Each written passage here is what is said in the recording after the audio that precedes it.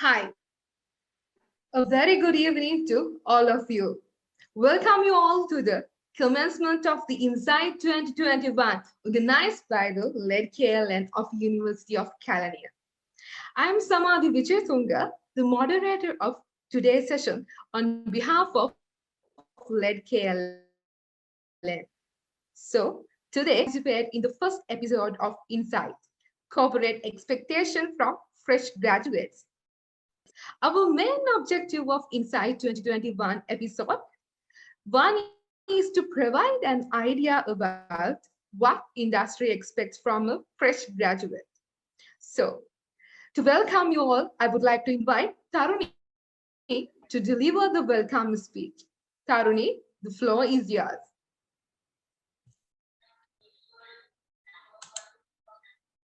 Am I audible to you? Yes, Taruni, yeah. Okay. Good evening, everyone.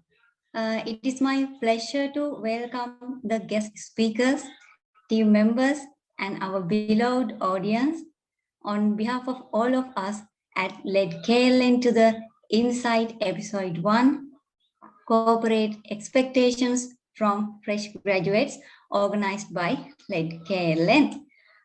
We would like to extend a special Ms. Rukmal Bandarnayaka, Assistant Vice President, Human Resources at Health Recon Connect, Ms. Ayesha Idrivikrama, Senior Manager, HRN, Administration at H Connect Private Limited, Mr. Hiran Nugavela, Assistant Vice President, Head of Learning and Development, Retail Sector at John Keels Holding Group, Mr. Mas Chavangan, Global Manager, Training and Development at ATU. Let KLN is a non-profit student-run body which was initiated in University of California in the year of 2016 with the intention of bridging the gap between the undergraduates and the corporate sector. We provide a platform for undergraduates to gain experiences in the corporate world, provide career opportunities by building professional relationships, and enhance soft skills and entrepreneurial skills of undergraduates to reach their passionate career goals. So today we are so excited to have you all here to participate in the first episode of Insight, Corporate Expectations from Fresh Graduates. Without taking more time, I would like to invite Samadhi to continue with the session. Thank you. Thank you, Taruni. So, to gain a basic understanding and to improve the knowledge on what is expected from fresh graduate, today we have invited the best resourceful panelists who suits for our discussion. Again, I warmly welcome you all to our session today on behalf of LED KLN, and it's a great privilege and honor for accepting our invitation and sharing your knowledge with us amidst your busy schedule. As a small announcement, I would like to kindly request all attendees to make sure that your mics muted throughout the whole session for a smooth flow, and we request you to be attentive throughout the session. If you have any doubts, feel free to put them in the chat box so we can answer them afterwards the discussion. Okay, good evening, dear sirs and madam. Good evening, Samadhi. Good Hope evening. you all are Good evening, okay. Samadhi, and good evening, panelists. Good evening, everyone. Hope all you are doing safe and well. Yes, thank Yes, of you. course. Yes, of course. Okay, so as our very first question, I would like to advert this question to all the panelists. So let us briefly discuss your academic background so that the audience can understand the context each of you are going to address today. So I think it's better we'll start with Mr. Hiran. Good evening. evening to everyone. And thank you very much to Led KLN for in having me here.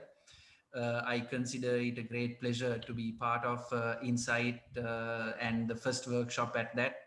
And also to the panelists, it's my absolute honor to share the virtual stage with you, Mas, Aisha, and Rukmal. Nice to meet you virtually in this context. So, Samadhi, to answer your question, I will tell you my academic story, I would say, because there's nothing much. After I passed my O levels, I was deciding to do whether to do science, maths, or commerce. I want to do sports also. So people said maths, it'll be very difficult for you to manage both. And science, I don't like meddling with people's body parts, seeing blood and all that. So yes, that was also out of the question. So commerce was my only option that was left for me. And yes, I did my A levels in commerce. I managed to get through my A levels, but I didn't. I was not able to get entrance to a local university. I thought whether I would give it a second try or a third try, but then again I decided against it. I didn't think I could have another year of studying, because that's the hardest studying I have ever done in my life to get past through my A levels. So after that, I decided to do join a private university and do a degree. So I did a degree in business management in affiliation with University College of Dublin, and that's how I got my that's how I entered the corporate world actually. And after that, I've completed some professional qualifications with regard to learning and development, which is the area that I'm currently in. So that would be my academic background. Okay, thank you, sir. So I think to answer the same question, we can move from Mr. Mas Savangan, sir. Sure. Thank you, Samadhi, for the question. So nothing too much to rave home about in terms of my profile. Growing up, I was much of a backbencher in school, did my A levels. I will not even mention my grades in this forum. Started off a very general degree when I moved back to Sri Lanka. So I actually lived my whole life in the Middle East. When I moved back to Sri Lanka, I joined a private university called ITS, Institute of Technological Studies, which is not there anymore, but it was pretty popular back in the late 90s, I think. So I got a general degree, mainly because I wanted to do something, not really focused by any means, but I think as I started progressing in my career and I started getting more clarity, I started doing MBAs in things that were more relevant. For example, I did an MBA in HR as well as in project management, but that came pretty late. So that's just a quick gist of what I've been doing, and I've I've probably accumulated a number of different qualifications along the way, depending on what areas that I was specializing in. But that is something I picked up along the way. It's nothing that I had envisioned or I had planned for myself at the beginning or the outset. Over to you, Samadhi. Thank you, sir. So I would like to ask the same question from Ms. Ayesha. Ms. Ayesha? Okay, thank you, Samadhi. Similarly in line, I would say I have did my A-levels in commerce, and then of course I started working very early in my life for many challenges that I had. I started with certain professional qualifications like Sima. So I'm from a finance background, but my passion has always been in psychology, to work with people. But along the way, after about 8 years of a long career in finance, I changed my field to HR. So I have my MBA from Staffordshire University, and I'm a certified trainer as well. And of course, backed up by about 18 years experience in fields like BPO, plantation, and shared service. And that's my background, Samadhi. Thank you. Thank you, madam. So we can move to Mr. Rukmal, sir. Hi team, I'm really fascinated about the stories of other fellow speakers. It's really interesting. So mine is also the story up to A levels, O levels. I wanted to decide, right? It was a kind of a choice that I had to make whether I go to commerce, science, mathematics, or whatever it is. Since commerce was quite easy, I chose that area to be in. So up to O levels, I was engaged in sports and a lot of things, extracurricular activities I did in school. And in A levels, I got a little bit serious and had a bit of an intention to get into university, and I passed out. I got A levels very well, getting 4 A passes at that time. And during our time, 4 subjects, right? We were the last batch to do 4 subjects for A levels. And I was lucky enough to get into Kelaniya University. And Kelaniya University is not a strange place for me. It's like coming home. And once I got the invitation also from you, I was really happy, right? So I can still, my memory goes back to mid 2000, during 2001 to 2005. The nice time we had in Kelaniya University. Most of the time we spent more than the lecturing. We spent time in the gym canteen, Hilton, and it was interesting time we had, and finally completed the degree also somehow. And while I was in the university, I started studying with CIPM. At that time, it was IPM. I did National Diploma in Human Resource Management and completed both the qualifications together, and completed my internship also at Nations Trust Bank. And after completing the degree, I was lucky enough to get into Eagle Insurance at that time. So now it's known as AIA Insurance. That's the place where I started my career as a management trainee, and started lecturing at CIPM also, since I had a passion for lecturing, and completed my MBA at PIM. And apart from that, I did some international qualifications like CIPD, level 5, level 6 qualifications, and got the membership. And currently I'm a member of CIPM and CIPD UK. And it's about my academic background. And I'm always proud to say that I'm a product of free education like you all. So thank you very much. Thank you, sir. And again, a big thanks for all the panelists who are with us today. So it's really interesting to listen these stories. And I'm pretty sure all the audience will be motivated after listening to these stories. Okay, so with that question, I would like to next move to our second question. So, Mr. Mas Savankar, sir, so did you have any idea of who would you become when passing out of university? Because still as undergraduate and fresh graduates, we have some kind of doubts to select our future career. So I would like to have a kind of answer from you to the question. Sure. So thank you, Samadhi, for the really great question. And yeah, so I'm just going to give you a different perspective here. So I know the normal narrative is to find your interests, pursue your passions, and then you'll find happiness in your personal and your professional life. And I was always an advocate and always believed in that. But if I were to share my own story, when I started working in 2003, I joined as a management trainee at MAS Holdings. So for the first 6 months, they took me to all the different departments, and I was made to choose which department I wanted to get into. And after looking at operations and production and quality, I was thinking, okay, why not HR? It seems a little more laid back, right? And I chose HR at that point in time, not really knowing what my passion or my interests were. I had a bit of an interest, but it was just very, very, very niggly at that time. But one thing I realized was, after I spent more time, and I've been at MAS and Attune now for about 18 to almost 20 years now, after spending so much of time there, and I started getting better at my trade and becoming more of a specialist in HR and L&D, I found that I became more passionate about it as well.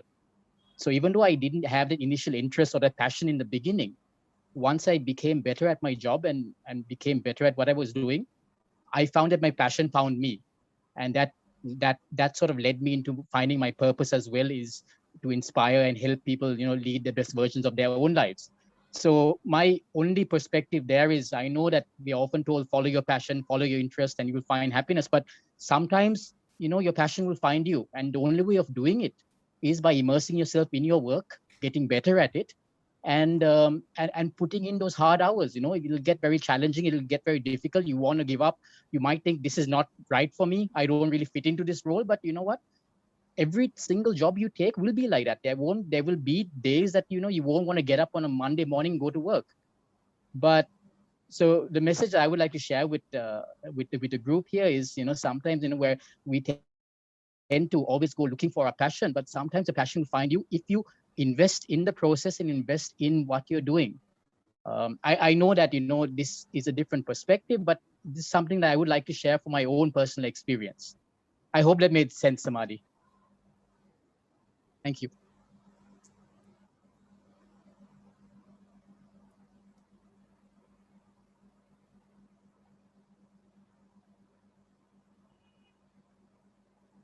Guys, you're still there, right? I can hear you very well. Okay, super. Mas. Yeah, I think until Samadhi comes back, so that's just the message I want to share with everyone on the group here. While it's really important, you know, to look for your interest and, you know, just go for things that you like. Sometimes, you know, you will find these things that, you know, are uncomfortable, are very difficult, but the more you invest in it, the more you become better at it, and you might actually, you know, like it. So it's just a different perspective that I wanted to share with y'all. Personally, I quite agree with you, Mas. It's a similar story of mine as well. And I think what you said is very true. Sometimes, the big purpose, your purpose you find along the way, and you find that that's what really makes all that hard work that you have put in. I truly agree with that. Thanks, Aisha.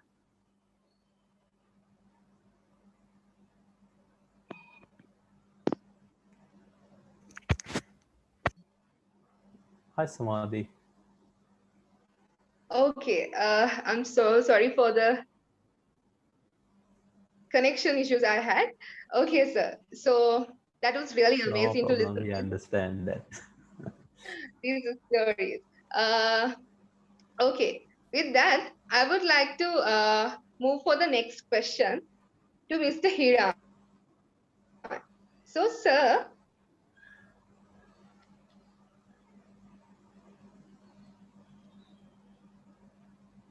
currently you are working for a conglomerate company. So, what would you see as the entry level requirement of a fresh graduate to enter to the corporate world? So, what do you consider as crucial from especially a fresh graduate? Um, that's a good question, Samadhi, and I think a question running in the minds of all of you, right? Sometimes you might find it as a very daunting question as well, but the answer is very very simple actually. So let me explain it this way. For any job role to enter into any job role, there are two kinds of criteria, right? So number one is eligibility criteria. Number two is suitability criteria. So let me explain what eligibility criteria is. So eligibility is what will make you eligible to apply for that particular job. So it can be the degree, it might be the number of years of experience, it can be the literacy level that they have asked for, it can be the language usability, that the literacy that they have asked for. So these are things that are specifically said on paper as the criteria that will make you eligible to apply for a job, right? So those are the eligibility criteria. When you read a vacancy advertisement, or these are what you will say. You will see this degree and the number of years of experience and all the specific details that they have mentioned. So that's the easy part, right? Because all of you are doing degrees, you will do professional qualifications, do all that. That's the easy part. The rest is suitability criteria. So once eligibility criteria gets you into that interview, it is suitability criteria that will get you from the interview onwards. So what's the suitability criteria? So suitability criteria is you have a lot of things, right? Your personality, your ability to communicate clearly, your ability to present yourself clearly, and how you conduct yourself in the interview, your knowledge, the background knowledge you have about the job role that you have applied for. So all these things, would be the suitability criteria that will give you that edge at the interview. But I still didn't mention the most important suitability criteria, which is the attitude. Attitude is the most important thing that you need to bring onto the table, that will uh, that will that will open the doors for you in the corporate world. Of course, you need to have the eligibility criteria, you need to have the basic suitability, but the attitude you bring in is very, very important. If I give you an example, now we do a lot of interviews, right? So I work for Keel Supermarkets, so we hire a lot, we do a lot of interviews. So I'm sharing my experience from what I have seen and what I have experienced. Most of when it comes to a fresh graduate, most of the time what they come to an interview and what they look for is sometimes not the best things that would give you that job or show your correct attitude. Sometimes they would ask what the working hours are. Sometimes they would ask, one of the most important questions they ask is, what is my pay? How much would I get? What would be my salary? And what would be my other allowances to all that? But I believe that when you're a graduate and when you're on the when you're taking your first step of entering the corporate world, your attitude should be to get whatever knowledge you can and the experience you can, right? So that is the most important thing. This attitude should come out from the way you face the interview, from the questions you ask from the interviewer, and from the way you conduct yourself. So that, I think that attitude you bring in is, I think, the most crucial thing for you to enter the corporate world. And that attitude should be an attitude of learning, an attitude of willingness to gain experience, and an attitude of you being able to add value to the organization rather than looking at what you can get from the organization. If you give your best to the organization will automatically give back to you. That will happen. But at that entry point, the most crucial thing, once again, I would like to stress, is the attitude. Exactly, sir. Attitude is the most important thing when it comes into the improve ourselves as a fresh graduate, especially when we are expecting to enter the corporate world. Thank you so much, sir, for that interesting answer. With that question, again, I would like to present this question for all our panelists. So we know that there is a popular belief about the unavailability of job opportunities for a student who are majoring these humanities and the social science. So what kind of opinion do you have on that, sir? If yes, how serious is it? Shall we can start from Mr. Hiran Nugavel? Yes. So interesting question, Samadhi.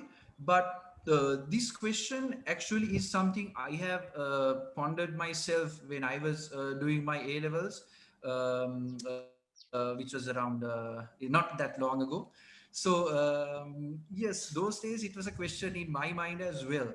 But after entering the corporate world, I have seen job opportunities that I have never even thought of or never even dreamed of when I was entering the job market, or when I was trying to figure out, okay, if I do this, would I get a job? If I do this degree program, would I get a job? But when you come out here, actually, there's no fixed connection like that, right? So uh, a social sciences or a humanities major, there's no restriction of or the job scope for anyone in that area is not limited at all, right? So this is what I found out when I moved into the job market, basically. But more things have changed, even though that was not very long ago. Up until now, more things have changed, especially with the emergence of digital, with the emergence of social media and social or digital marketing and especially what we've all been experiencing through the past year because of the pandemic, there have been job roles that have emerged that we didn't even think of existed. So there isn't if someone says there is a unavailability of job opportunities or a limited scope just because they majored in social science and humanities, I wouldn't quite agree with that. There are plenty of very diverse and very interesting job roles, job opportunities that is open in the market currently. In this context and in this day and age, it's like a very wide buffet that is open for you, and there is no real connection between what degree that you've done, and if you have it in yourself, you can actually land any of that. Okay, sir. Thank you. For the same question, I would like to have an answer from Ms. Mas Kavangar. Sir, the floor is yours. Sure. So I think I pretty much echo what Hiran had said as well. I think when it comes to your basic degree, it's a foundation, right? And if I were to look at my own business where I currently work in, we are a technology company. So unless it is a role where you need a specific skill or say in software engineering, or you need a specific area, apart from that, if you were looking at business analysts or consultants, our primary aim is to find students who have good analytical skills and good interpersonal skills. And that could come from any degree. So we have people who are following law degrees, who are following arts, who are following chemical engineering, who are doing functional roles. So I think your initial degree, whatever it may be, whether it's in humanities or whether it's in any other area, it just serves as a foundation. And from there, you can actually build on it, start investing in your career. And then if you want to specialize in any particular area, you could probably do it by maybe enhancing it with an MBA or maybe executive education. That is a way you could probably specialize in an area. But I think as a graduate getting your first degree, you could use it as a foundation or a stepping stone to bigger things. That is my perspective. Again, thank you so much, sir. I think as the only female part representation for our panelists today, I would like to move to Miss Ayesha Edri Vikrama. Miss, what kind of idea do you have on this question? Thank you, Samadhi. So my perspective is also similar in line. So the beauty of today is that we see people who are coming from multidisciplinary backgrounds. The value that they can bring to the organization is much more. I have seen people who have gone to highest level of designations in my career, who has done science, tried doing law, then would have failed that also, and did a professional qualification like SIMA, and today had ended up being a CEO or a finance director. So it doesn't matter what your major, what you have studied in, it's just your attitude for the opportunities, how open you are. Our organization into shared service and BPO, yes, there are certain job opportunities, as Ma said, also there are technical skills that is required. But if you have the right skill set and if you're willing to learn, there are enough and more job opportunities out there. And I can recall a project that we got under the BPO operations about 2 years ago. How hard it was for us to find, we were searching for graduates actually. It's an educational project that we got to do as a part-time job. But what we saw at that time was it was unfortunate. The graduates were like so fixed into one thinking pattern of saying, okay, we don't have time, or we cannot do a part-time job, or I don't have time for it. But if you really look at in other countries, graduates, while they study, they do a job as well. So as like free education, plus then sometimes your parents are funding you, but that job actually would have given, because it's educational related, would have got a lot of learning and experience for the graduates. But it was very challenging for us to source candidates for that. My answer to it is there are ample opportunities how you look at it and your attitude. As Hiran said, that will make the difference, and you can find many as much opportunities and grow as an individual. Thank you, Samadhi. Thank you, madam. Okay, so I would like to ask the same question from Mr. Rukbal Bandaranaik. So what kind of idea do you have for this question? So my answer is quite easy, right? So I also fully agree with all my fellow panelists. And I would say it's a kind of perception that students are having, not a kind of a perception that the private sector or the job market is having, maybe with students. So the basic degree in art stream, it doesn't matter whether it's in art stream, science stream, and gives you a very good base, kind of a good foundation. And of course, fully agree that there are certain jobs like engineering, accounting, medicine, and maybe as an example, actuarial science. So actuarial science is something kind of a very specialist area in banking and insurance industry. So for these areas, obviously you need to have the academic background also. That academic background should go in line with the job area. Fully agree with that. But when it comes to the art stream, yeah, it gives you a very good base.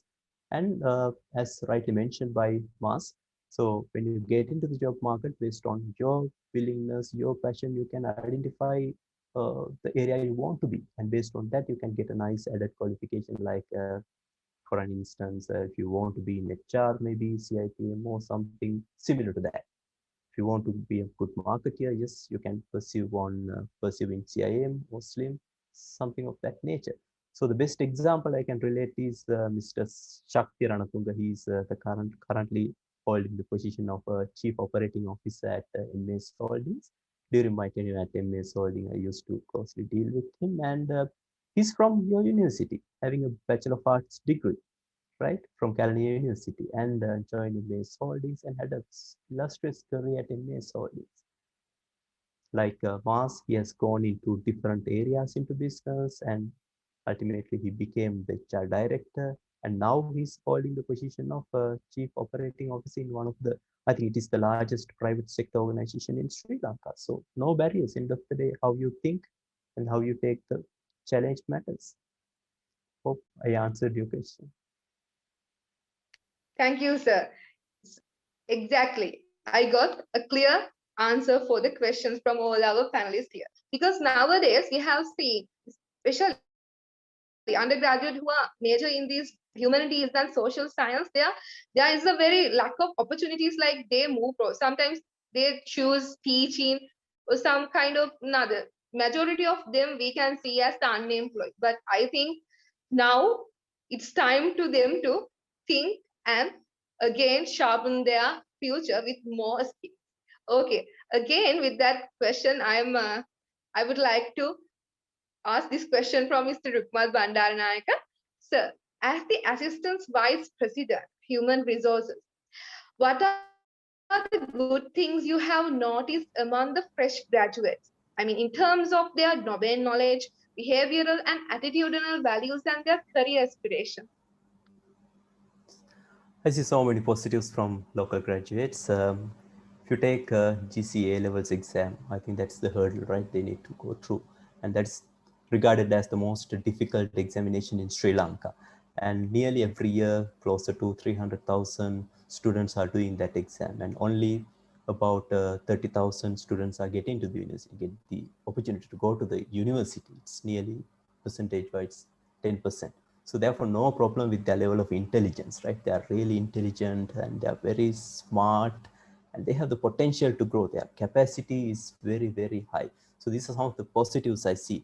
And apart from that, so they come from various parts of the country, right? Coming from different districts in the country, and they are representing different family backgrounds, different ethnic groups, different social stratums. So you see a high level of diversity also from that cluster in Sri Lanka. In any country you get that. So it's a very good opportunity even for private sector, and I see it as a very, very positive.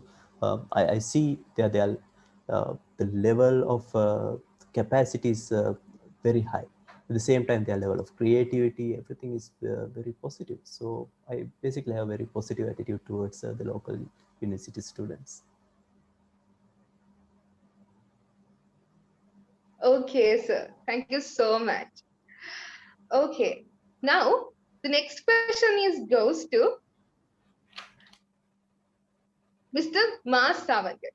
Sir, there is a clear distinction that graduates from private universities are potential than the graduates from government universities among especially the young undergraduate in the contemporary society. So how do you see the level of soft skills of the fresh graduates, especially the graduates from the government universities? Sure. So I don't think it is a government university or private university thing. But if you were to revisit our primary education in the subcontinent and even in the Middle East, we're told to sit down, speak when we're spoken to. If you have a question, put your hand up. Be seen and not heard. And that's the normal narrative you have even when you're in school. So just to share some experience from my professional life, a lot of comments that we are getting is it's not communication as much as it is interpersonal skills, which means when we put our consultants or our graduates or even seasoned professionals, if we put them into a workshop or a discussion with our customers, it's not the communication per se, but it is the ability to interact, to ask questions, penetrative questions, to challenge the norms. That is something that we've seen lacking. Now, a lot of our customers have provided us with comments saying, listen, your guys are very knowledgeable, they know everything, but why don't they ask questions? Why do they're consultants? They should be asking more questions, challenging the process, the status quo, but that isn't happening enough. And if you really look at it, even in our education system, and when I grew up, I was told when I had a question, I had to raise my hand. If I wanted, I couldn't really challenge what my teacher was saying. And as a result, that is the same sort of thing we're taking into our professional lives as well. So I don't see communication in terms of your English ability or your soft skills as much as a problem. I mean, we have folks who are consultants in Spain, in Italy, who can't speak English at all. But the interpersonal skills are really good in terms of relationship building, in terms of getting the message across, in terms of, if you don't know something, put your hand and ask questions. So that is something I think we need to develop on. And it's small things. I mean, whenever you have time, yes, it's really important to spend time in getting your degree. But when we walk into a career day or we walk into to interview students, and we walk into one particular faculty, the last question we're going to ask them is, what is your degree in? Because everybody has a degree, and that's why it's a career day. We want to know, okay, what else have you done? What have you done to enhance your interpersonal skills? Were you members of clubs? Did you play a member of a sports team? Were you a prefect? These things enhance your ability to actually enhance your interpersonal skills, which are so important in the real world. So I don't think soft skills in terms of communication is a massive problem, but what is a little difficult and probably will put you at a disadvantage is the way you interact and your interpersonal skills. Asking questions, being forward, persuasive, able to negotiate. These things are really important, which I sort of see lacking. But it's something that all of us have to work on, and I think looking at our education system, that's how we have been brought up as well. So it's something that we need to be aware of and change and put ourselves in those difficult situations so that we will change as well. So I hope that made sense. Yes, exactly. Thank you for giving such an amazing answer. Because as young undergraduates, we see this kind of problems have in the mindset of especially the graduates and the fresh graduates from these government universities. I think today the audience will get an satisfactory answer for the question. Thank you again so much, sir.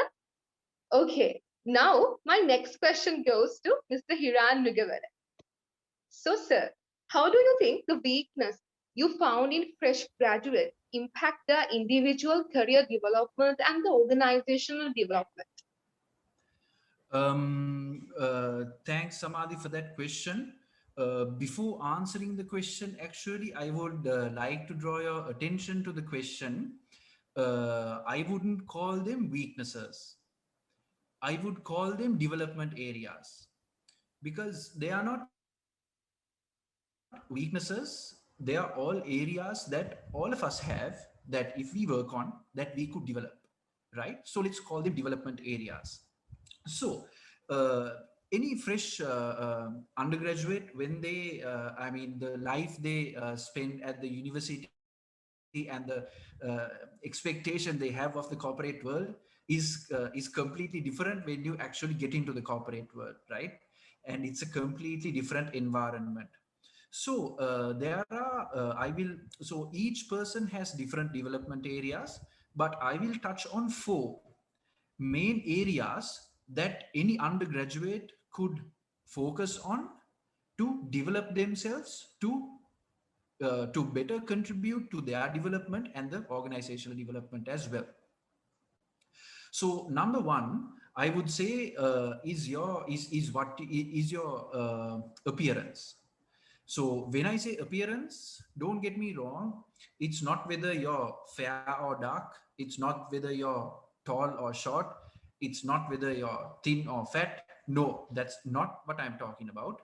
But when you enter the corporate environment, people are watching you.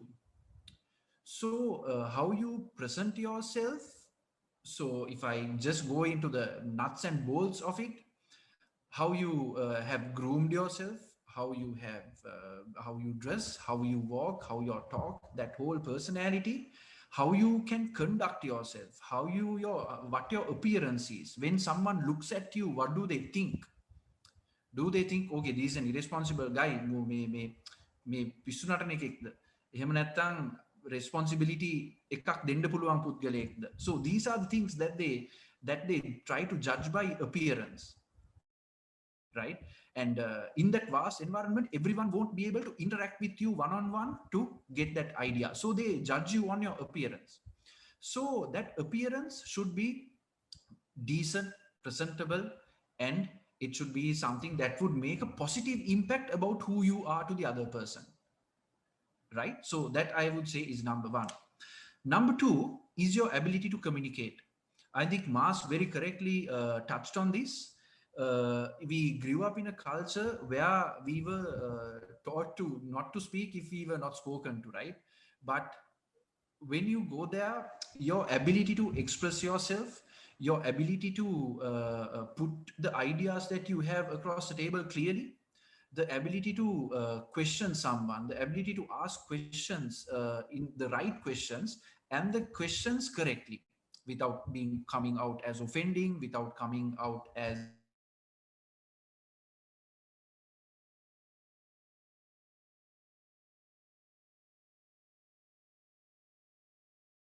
to the other people, is something very, very important. So that's communication.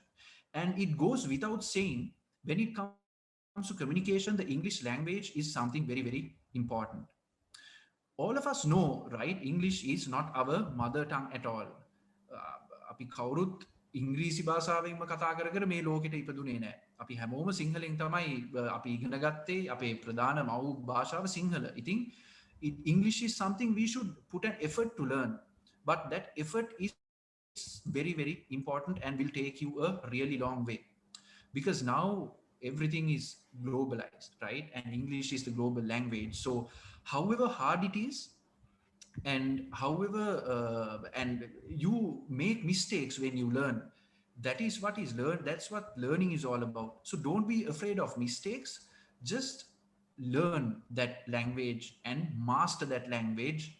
And when it comes to when on under the topic of communication, English is a very important aspect, your ability to speak English and your ability to write English, right? Read also, obviously, but most importantly, those two. So communication, one big area is English.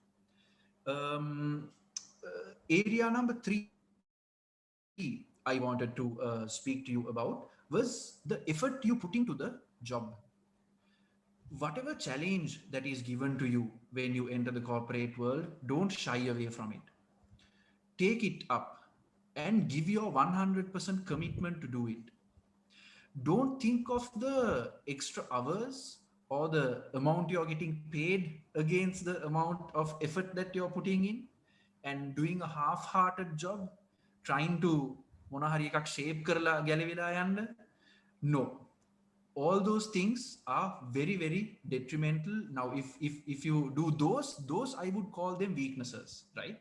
But what you need to do is give it your all. Any, even a little thing that is given to you, give your 100% to it, and make it the make it the best thing that you could produce. Be committed to it, put your effort, and spend time on it.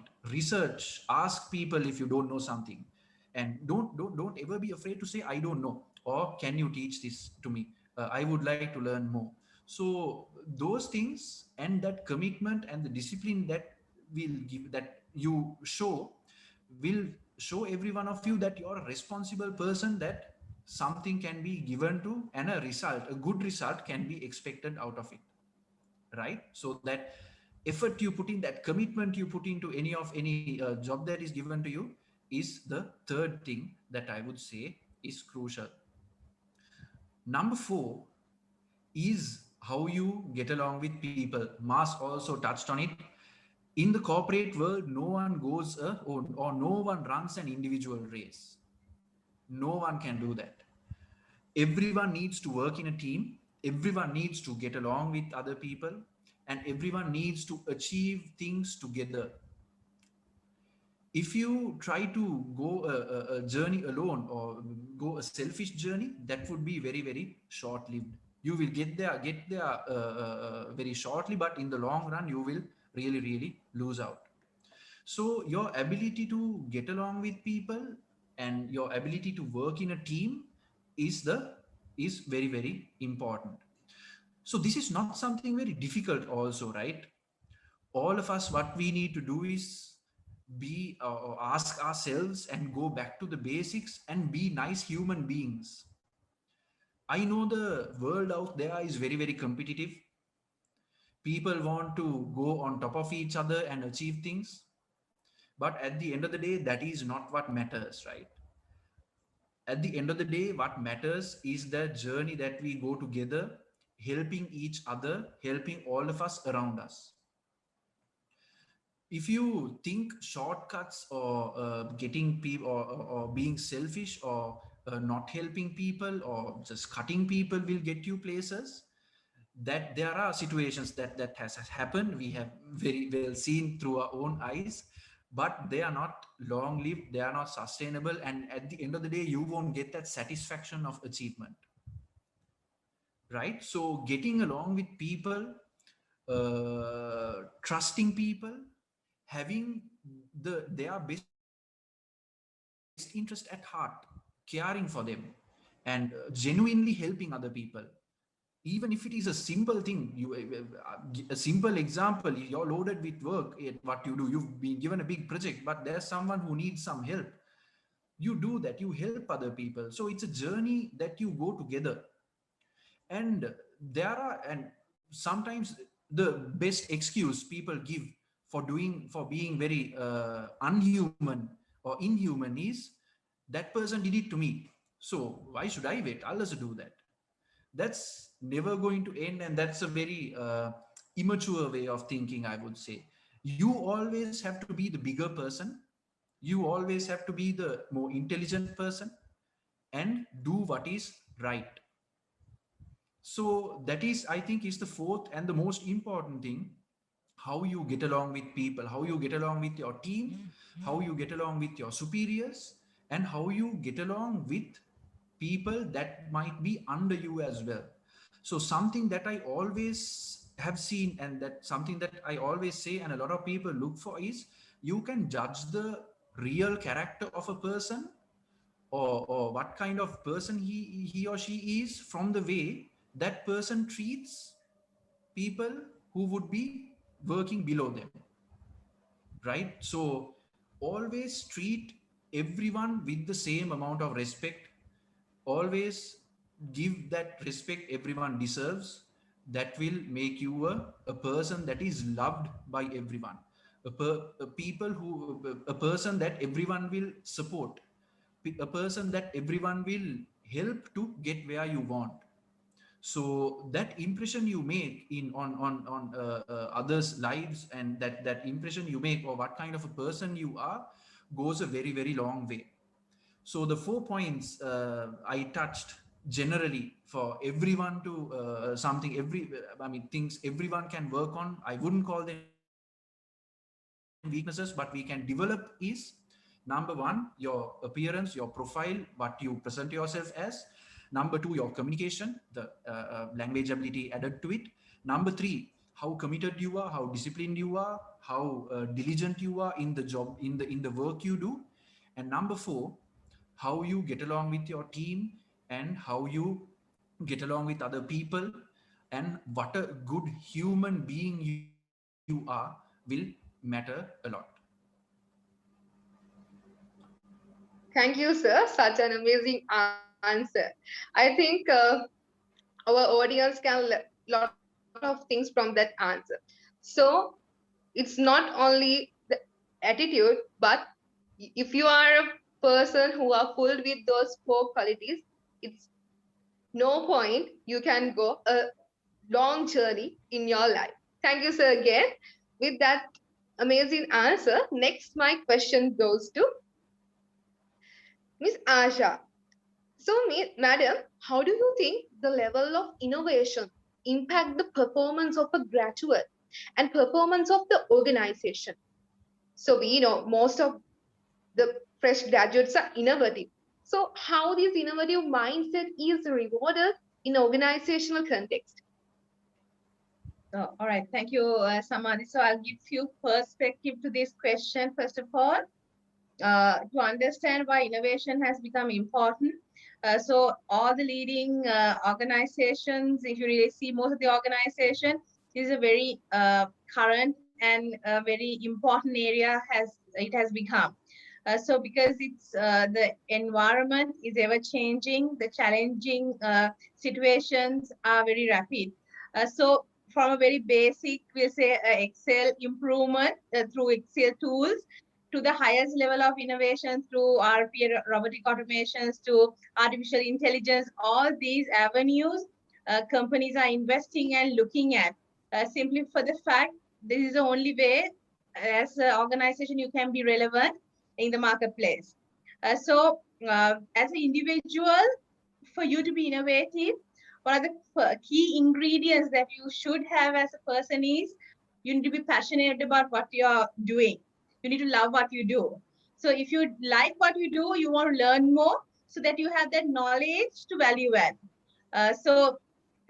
In terms of the organization perspective, the organizations who believes in innovation should have that conducive environment where if you want people to be innovative, you need to have that environment that allows people to fail, to make mistakes, because innovation is, there's high chance that you can make mistakes and things can go wrong. So at HConnect, we believe at the induction when a new employees join, we say, we invite people, please come and challenge the status quo, learn what the culture, what the organization is all about, what we're doing the work, then start challenging and give that your valuable knowledge. Because as a fresh graduate, yes, you have knowledge, you have innovative ideas, but once you learn what you need to do and what you need to deliver, from there onwards, you can see what needs to be improved.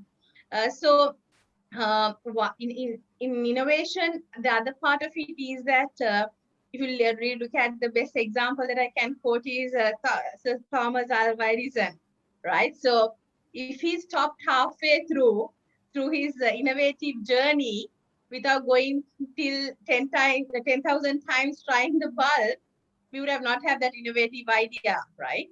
So you need to have that patience. You need to have that never giving up attitude to keep on trying to be innovative, and that positive attitude to pick yourself when you fail and restart. And other thing is that once you fail, when you're given a feedback, why it cannot be done, that openness to take that feedback and try it out again.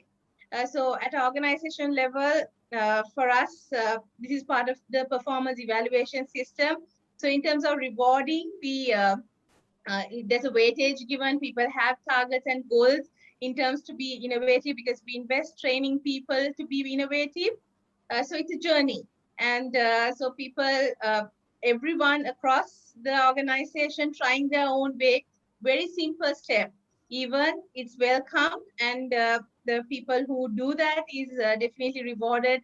And so what I try to explain is that the areas that you should be aware of about innovation as an individual and at an organizational context, how it works. I hope that I answered the question, Samadhi, and happy to answer any clarification. Yes, Miss. I think we got a better answer. So with that answer, what comes to my mind is, as you mentioned, Alexander Graham Bell, and as well as there are so many inventions had done so far because of these innovative ideas and the never give up attitude. For example, Steve Jobs for the Apple phone. So what I want to say our audience, never give up until you are be innovative, because in the future there are so many innovative ideas can be coming to this world. Thank you, madam, for that amazing answer. So with that answer, now we are moving to the question before our final question. So I would like to present this question for Mr. Mas Savangan and Mr. Hiran Nugavela. So, sir, what do you suggest as the ways and means for the undergraduates to improve the soft skills and addition values, attitudinal values? Because we know when it comes into the industry sector, having these soft skills and the attitudinal values are much important. Sure. Should I go first or? Right. Okay, cool. Yes, So, sir. right. So I think currently, if you look at the context, right, we live in a global village. We're no longer restricted by boundaries or borders, right? So the expectation is you have to be equal or better than your counterpart in somewhere else in the world, or anywhere else in the world for that matter. So that is where the soft skills components and all these other areas also come into play. So just to give you an example, when we go into a university, for a career fair, the last thing we will ask is, what degree do you have, right? We're looking at your differentiator or your unique selling proposition. What else do you bring to the table? And even when we ask, what are your strengths in your development areas? A lot of people say, I would like to develop in communication. I would like to develop in leadership and a number of other areas. But what we will really look at is, what are you doing to mitigate that, right? So if you're saying, I need to improve my communication, what have you done? Have you joined a Gavel Club or a Toastmasters Club, or are you investing on your own development? If you're saying, I need to improve on leadership, what have you done in terms of leadership? Have you, taken any leadership roles? Have you joined a Rotaract club? Have you put yourself in that position where you're gaining that skill, right? So I think from my personal experience, it is essential that you need to invest in all these other areas as well. Get experience. Even if your degree program doesn't have an internship program, go and find an internship somewhere. Get some experience. You have to be ready and running when it's time for you to get a job. Because if you only rest on your laurels and think, okay, fine, I'm getting a degree and I need to focus 100% on getting a degree, well, chances are anyway in 4 years you will get a degree. Unless you're aiming for a GP of 4, and even that will only take you to a certain level, right? There is a tipping point. But what you need to do is look at all the other areas where you think you can actually add value. And if you find any areas of development, invest in it right now from the first year. Invest in yourself on networks. Get to know people in the industry. Find a mentor. Find somebody who can coach you.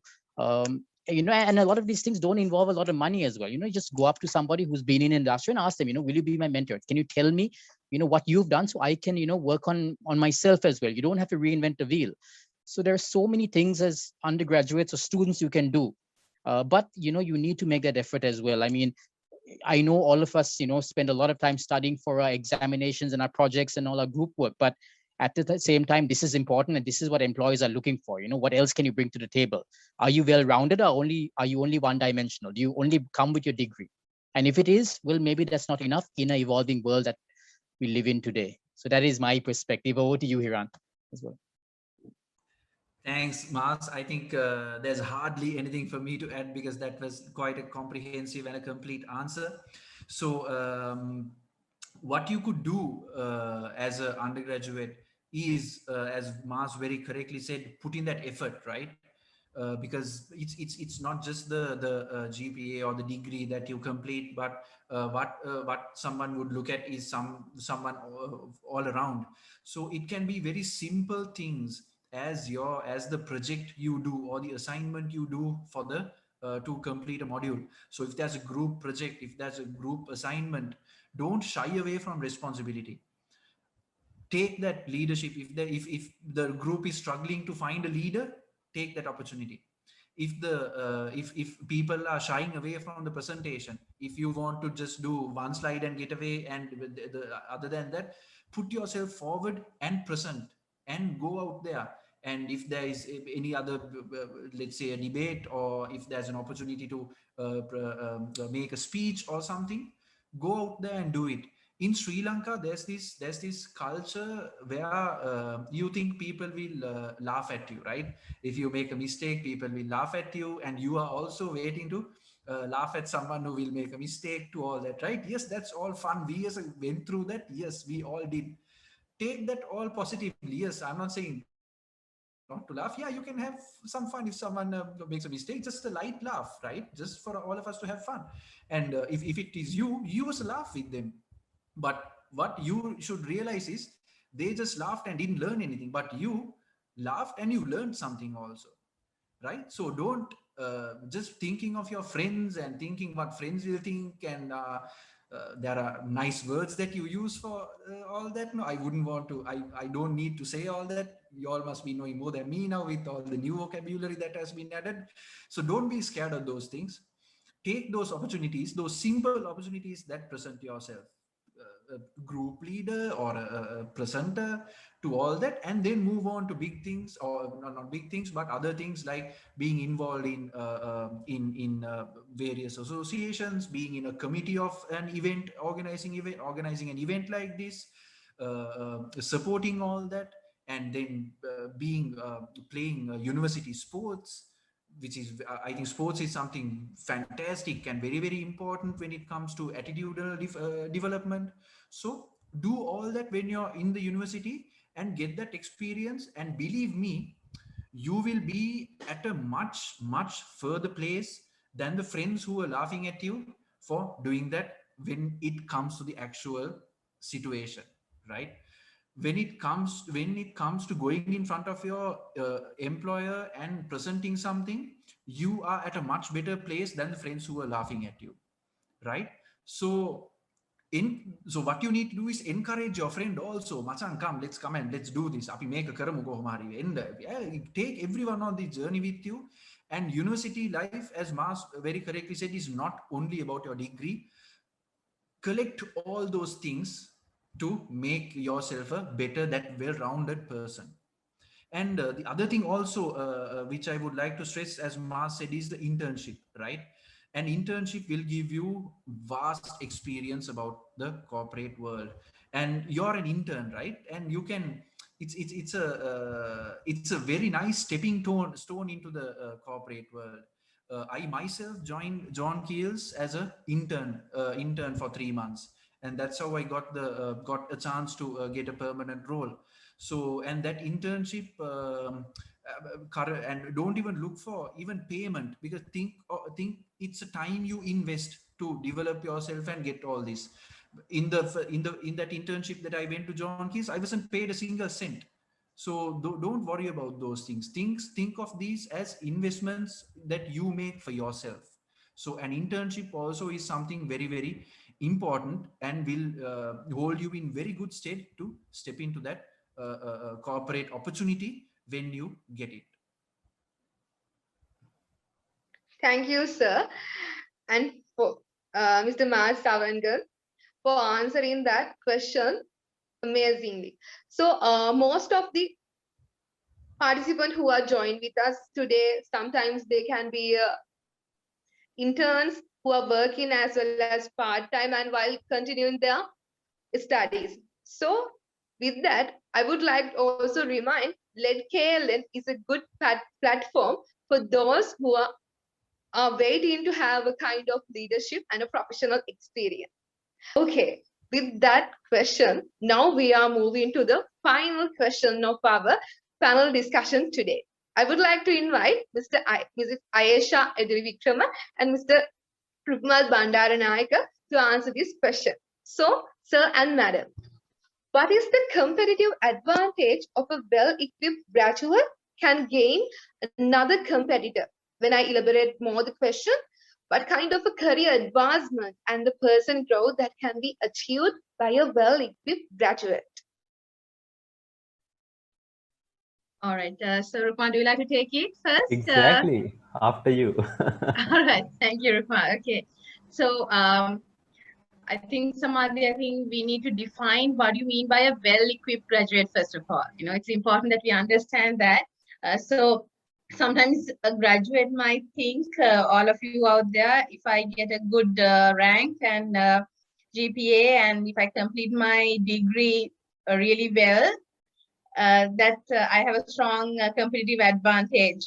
I think throughout this whole session, all the speakers, I would like to thank all of them, were very open and shared the reality of the corporate world, and shared with all of you what is expected from the organizations. So it is that soft skills, that correct attitude will make you a different person. That's the main well-equipped part, I would say. I think Hiran gave a lot of tips, and even Mars said the same. So just to elaborate a little bit more in terms of which these few skills that you need to have in yourself, and the organization have tools that we can measure as well. So the important factor, collaboration in terms of teamwork, but the high level of it is the collaboration, the adaptability, how fast you can adapt to a situation, and the kind of responsibility you can take, and the level of integrity. So I just listed down very few that I see which can make you a really a different person out there, and be way ahead of other candidates as well. And because we are working in a very challenging work environments nowadays, and these soft skills that we have as individuals showcase, and what we have within us will help us to survive and to thrive on this situation.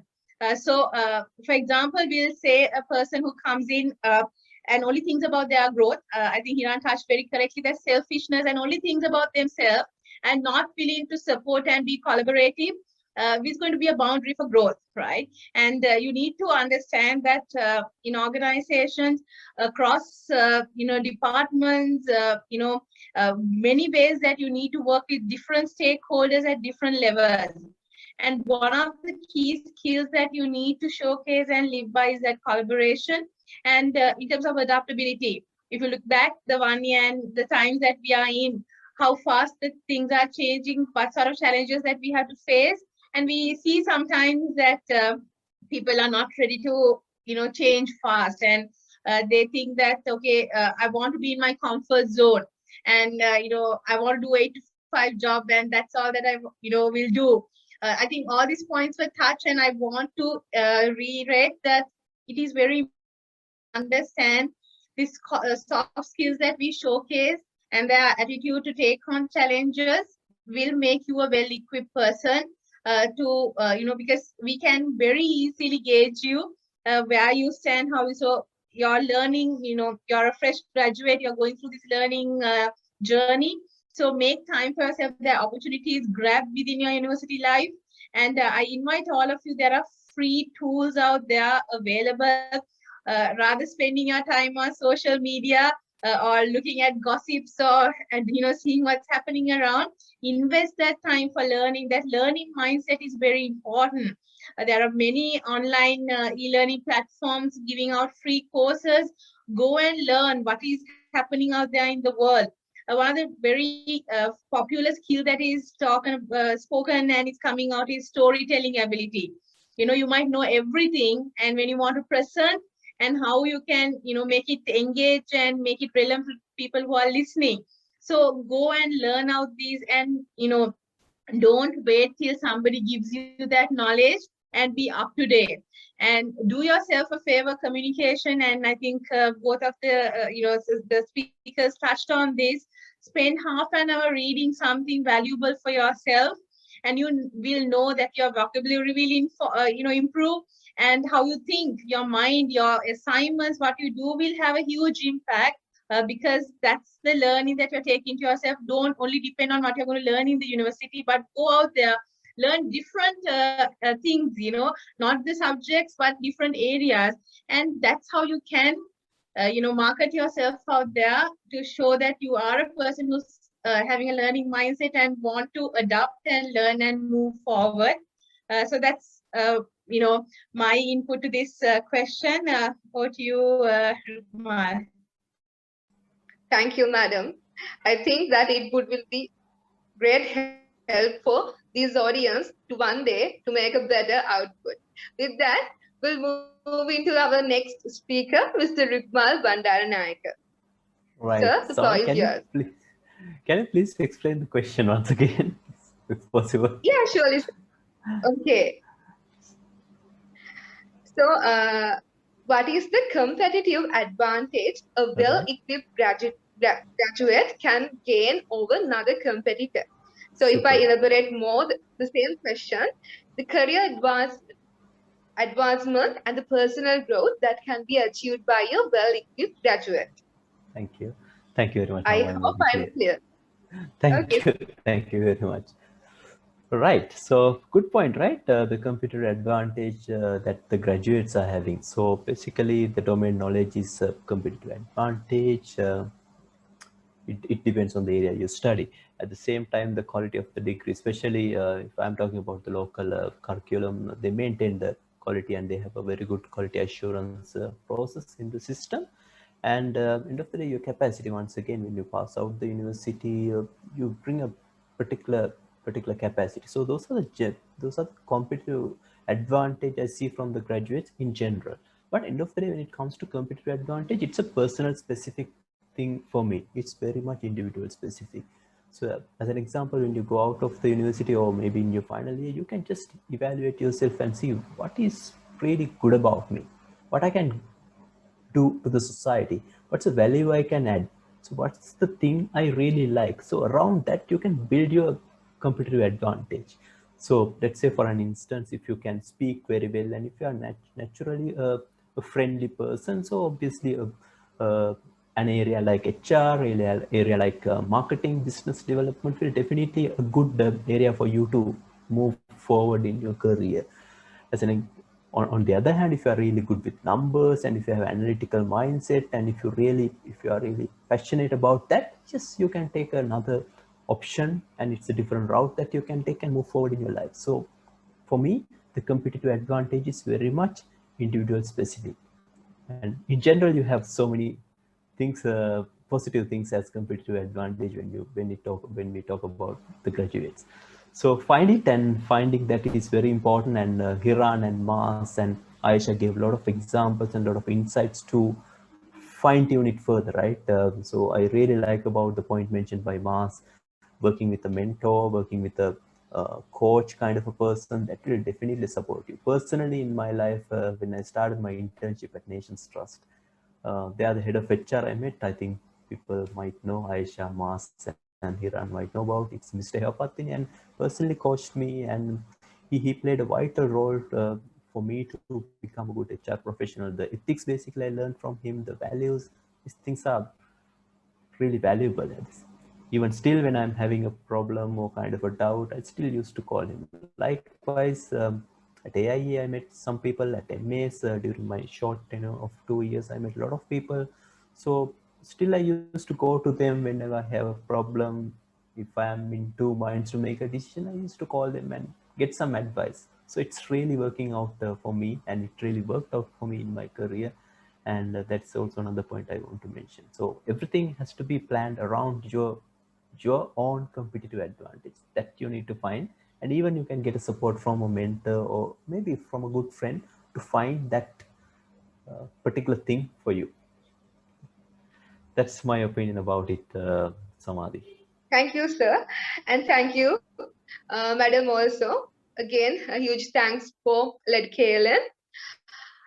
So I think to unveil who we are, we have to give up our comfort zone, and we have to just explore the person who have already hidden with us. So that is the most crucial factor when it comes to succeed the corporate sector. Even though we are still undergraduate, these advices will be really privileged for those who are still undergraduates and waiting to enter this corporate sector. Thank you very much for all the panelists who have joined today. That's the final question today we have. Okay, so I think each and every participant, especially undergraduates who are with us here, deserve to listen this discussion, as today's discussion has focused the key areas we should focus as undergraduates. Okay, so we have reached the end of the panel discussion after a valuable discussion. So we can move to the next part of our session. Now, we would like to open the floor for our audience to bring out their questions and doubts regarding in our discussion today. You can directly send your questions to chat box. We invite you to unmute yourself and express your question to our panelists. Okay, sir. I have one question. So, most of graduates may work part-time or full-time jobs while they are following a degree program. What advice can you give for us to manage our time with work? So, we have got one question. I would like to invite Mr. Mas Savangan, sir, to answer this question. Shall I repeat the questions again? Yeah, please, if you don't mind. Yes, sir, sure. Most of graduates may work part-time or full-time jobs while they are following a degree program. What advice can you give for us to manage our time with work? Sure. So I think as all the speakers quite rightly said, it's really important to have other work experience as well. In terms of how do you manage your time, I think one thing we all have in common is we have the same 24 hours, and we really need to revisit those 24 hours and see exactly how we are using them. You know, how much of time do we spend on social media, on watching TV, socializing, and certain times if we want certain things bad enough, we need to make those sacrifices as well. So if you are taking a part-time job, maybe for a couple of hours, yeah, you might have to sacrifice, time with your friends or maybe on some other excursion. But if you think that will actually add value to your life and will help you in your career, then you should invest in it, right? So I can't tell you what the answer is in terms of, whether you should take a full-time job or a part-time job, because everybody has different commitments. But what my advice is, whatever experience that you can gather during your time, please go ahead and get it, because it'll really benefit and help you. Because when you start working, when you just go in with your degree, that's all you have to offer. But when you're going in with a couple of years of experience while doing your degree, that will be additional, an additional plus you go into your job with. So I would recommend you find a way of doing it, even a couple of hours. Even if you and no job is too small, by the way, guys. If you want to work at KFC as a team member, go ahead and do it. It's perfectly normal. Just get that experience. You learn so much from it. Wherever it is, just invest your time, do it. You will find a way. You'll find a way. That's my advice, guys. Thank you, sir. I think the person got an amazing answer for the question. And now I would like to move this question for Mr. Hiran Nugavela. Sir, we have got one question like this. As fresh graduates, we sometimes face financial pressure. How can we deal with it? Yes. So financial pressure is, I think, is something. It's not anything unique to a fresh graduate at all.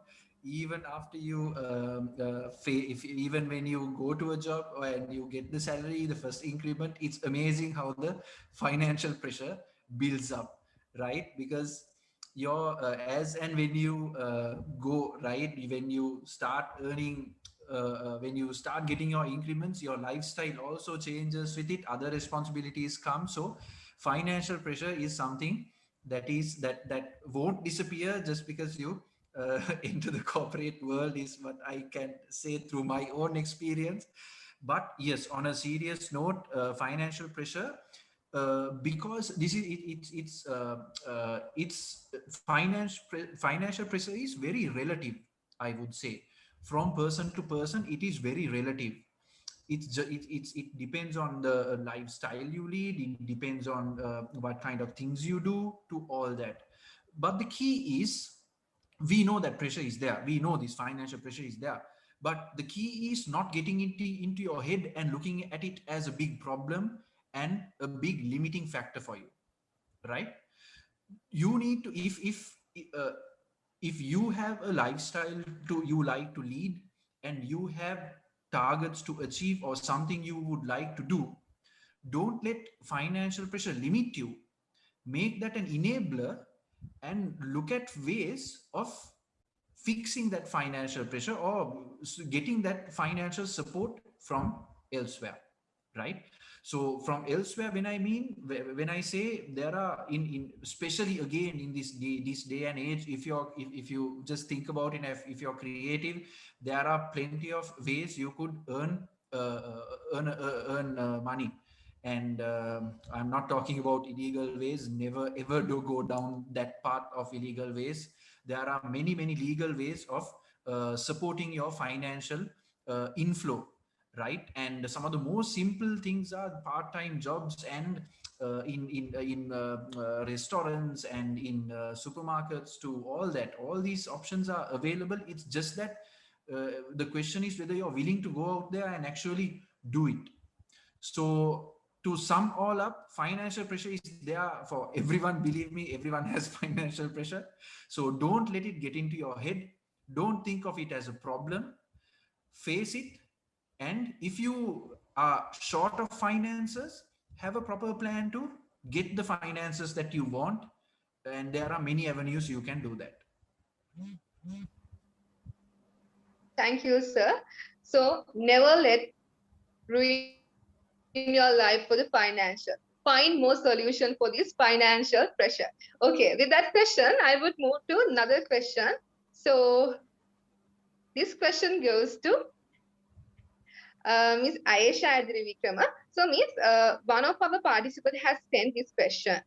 If we are to enter the corporate world right after the graduation, what are the additional qualification we should have gained during this time other than the current degree? I think I'm clear. Yes, thank you, Samadhi. Other than, yeah, I would answer this differently. I think what I wanted to touch the same thing when I try to explain how to be well equipped.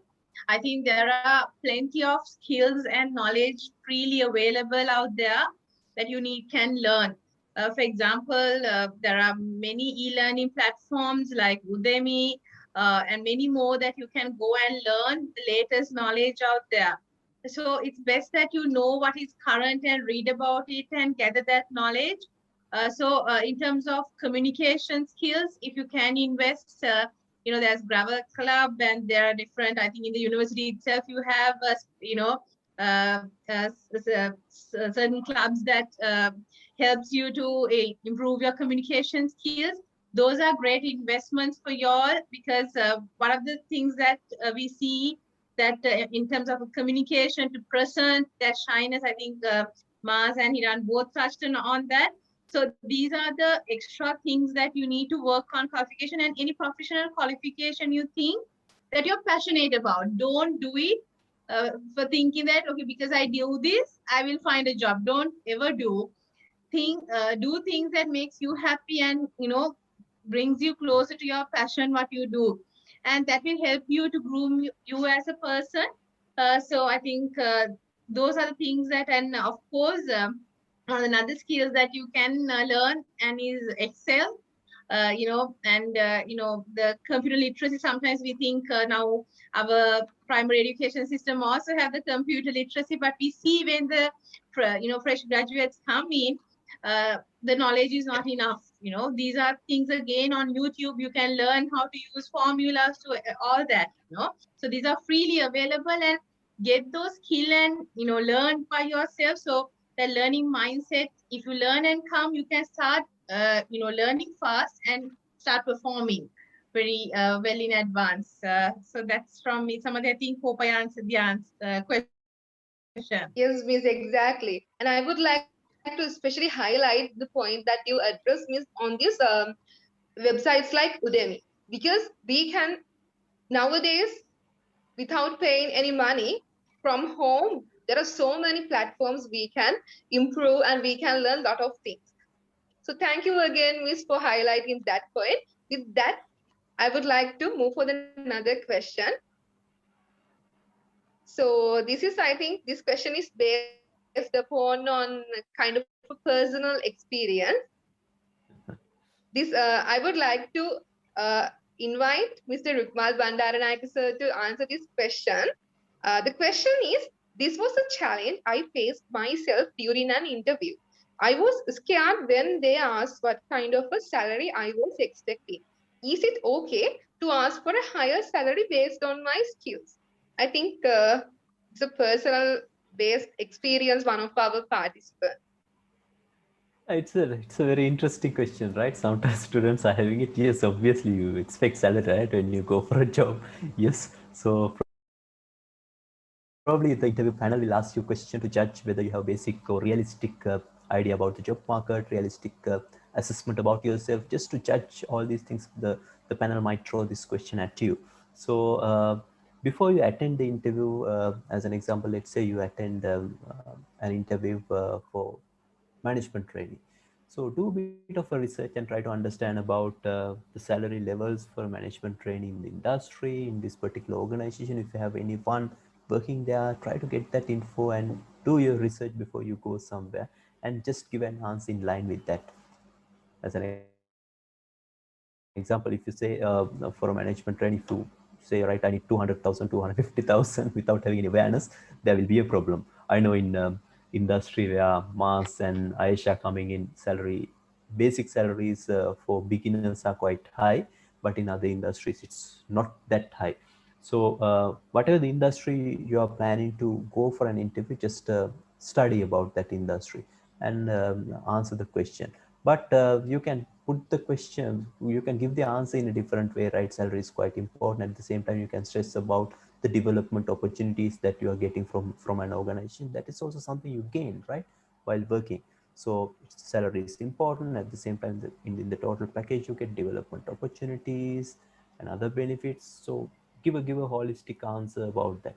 And don't bluntly ask about what's the amount I am paid. Sometimes I see some students asking that question, and put that question, if it is very important to you, put that question in a nice way. I think Hiran will give you more insights of asking questions in a different style, since he's so passionate about this L&D and behavioral type of things. But my answer is that for the question, Samadhi. Yeah, we Okay, can be sir. straightforward, but at the same time, bit diplomatic in answering that question. Surely, sir. I think the same question again I got as about the salary expectation. So I think the participant got an expected answer.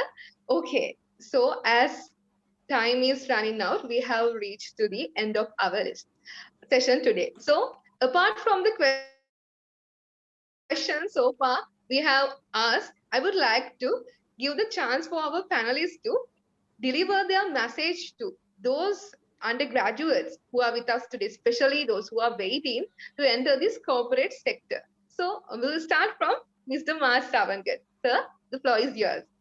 Right. My message for everyone is, guys, have a growth mindset. Never think just because you get your degree, you know everything.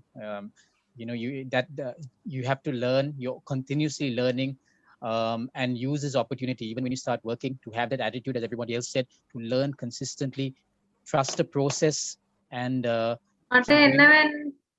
Yeah, and trust the process. Some things won't happen overnight. You will never see the results of anything overnight. Don't settle for instant gratification. We live in a world where we get everything instantly, but that's not how real life works. Be patient, trust the process, and invest in your growth. Keep learning, everyone. That's my message. Thank you, sir. Mr. Hiran, we would Yes. like to know your message for the audience also. Yes, so I think all you guys are very, very fortunate to be here and very extremely lucky to be part of the Kelaniya University. And you guys, all of you guys are extremely intelligent to be there as well, right? So don't let that go to waste. Make take full advantage of this opportunity that you have got. And when you go out there, when you go into the corporate world, remember all the things that were discussed here. But over and above all, I would like to echo the sentiment expressed by Mars. Learn that learning mindset is very, very important. But at the end of it all, just be a good human being, just be nice to each other, be a good human being, and have fun while doing all that. So that would be the message I have to give. Thank you, sir. With that, I would like to know again from Mr. Mas Savangan and Mr. Hiran Nugawala, what do you think about today's session? We would No, like to know, as the expert, from your ideas about our session today. sure. I think sessions like these are really amazing, and I wish I had more of these sessions when I was growing up to provide me with a little more direction. I think everyone here needs to maximize these opportunities. Try and engage in these sessions. And what you guys are doing from LED is amazing, right? From LED, I mean, providing these students with the opportunity to gain experience and knowledge from a number of experts in the industry. And I think as students, you need to really grab hold of these opportunities. These are really good things. And even any of us, I think, we'll be available to help you all out in terms of, if you need any career advice or any development, uh, you know, use these opportunities and grow from them. And this is a great event. Thanks, guys, for organizing this. Thank you, sir. Uh, Mr. Hiran. Same Samadhi, it's a well put together event, and these events are very, very important. And I hope we were able to give you some very valuable insights, and I hope you would be able to use them for the betterment of your lives and your careers as well. But these are absolutely important, and I also honestly wish that we as a had more opportunities like this to get exposed to sentiments of that sort. And what you as LED KLN had done is connecting us with these students and giving them that exposure. So I'm sure there'll be plenty of undergraduates here who would remember this event when they join the corporate world, and they will be thanking you guys for organizing something like this. So well done.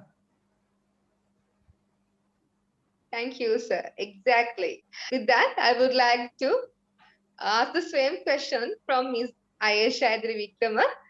Miss, what kind of a message do you have to deliver to the audience? And what do you think about the insight first episode we have this Okay.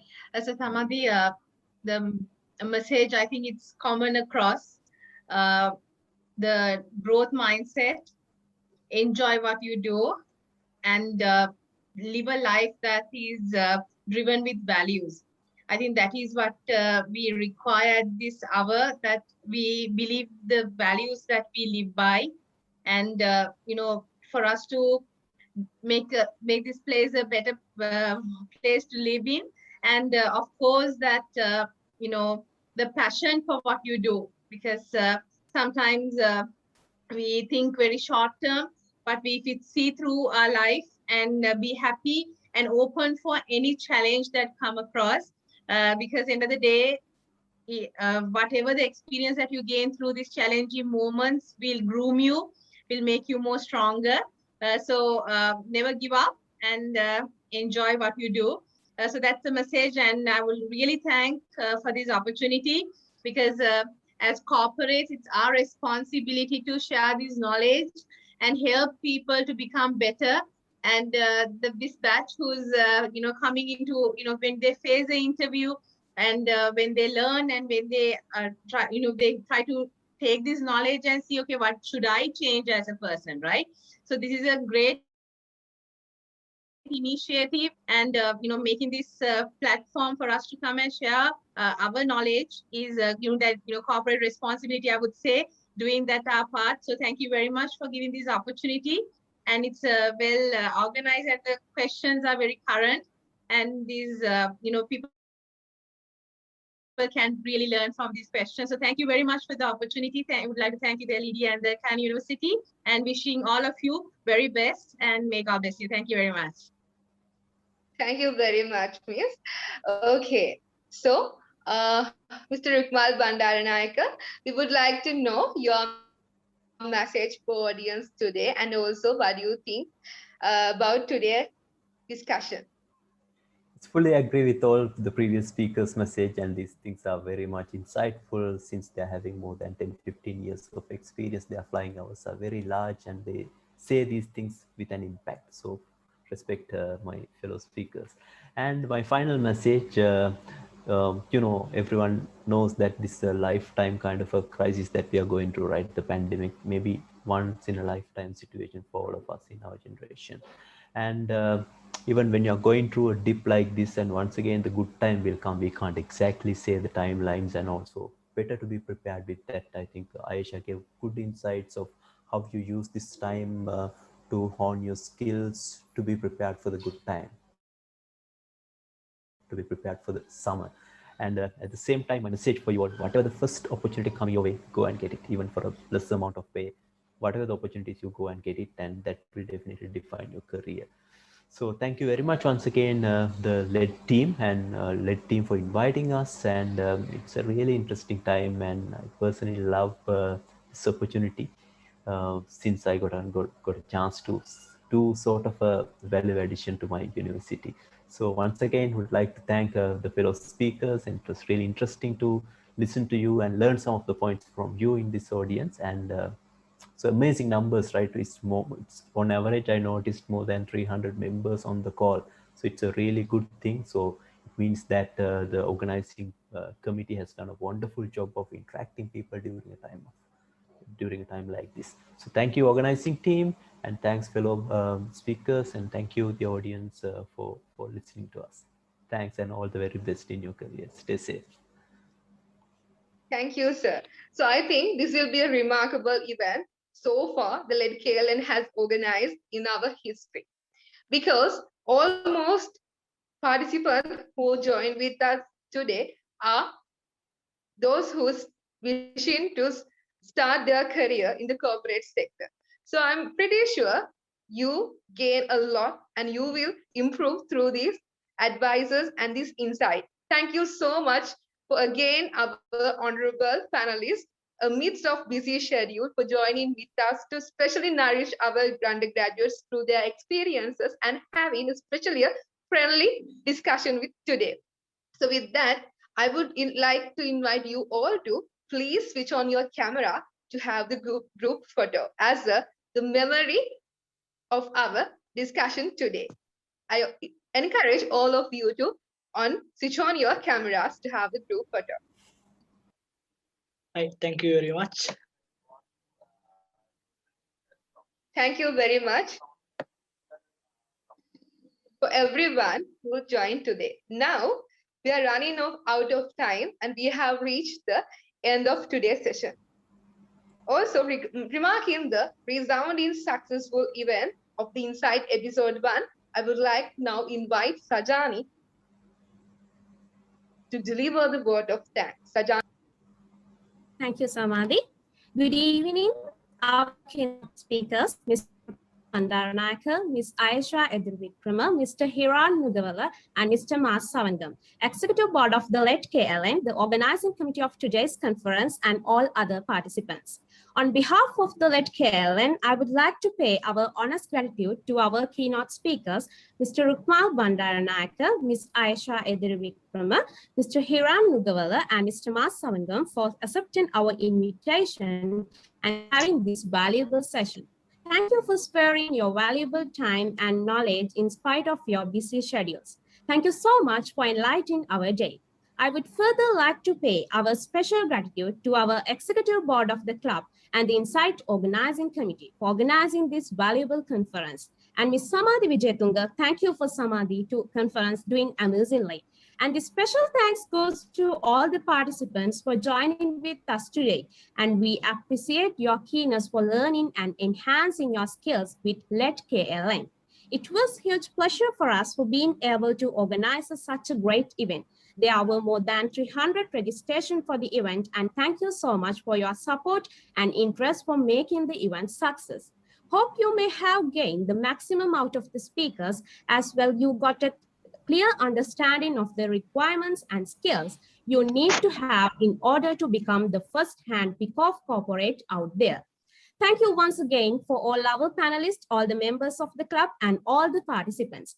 Let's meet another remarkable event like this with LED KLN. Thank you very much. Good luck and stay safe. Thank you, Sajadi. After a successful panel discussion, we would like to again acknowledge our gratitude for all the panelists and attendees who have joined with today. And we would like again invite you all to join with us on 27th of June for another insightful discussion of Insight 2021, the second episode. This will be I'm pretty sure today, this panel discussion will be an enlightenment for your life to shape your skills and to become the professional, to become the fresh graduate who you are expecting to enter this corporate sector. Thank you so much again. Signing off, I'm Samadhi Vijayatunga, moderator of the day on behalf of LED KLN.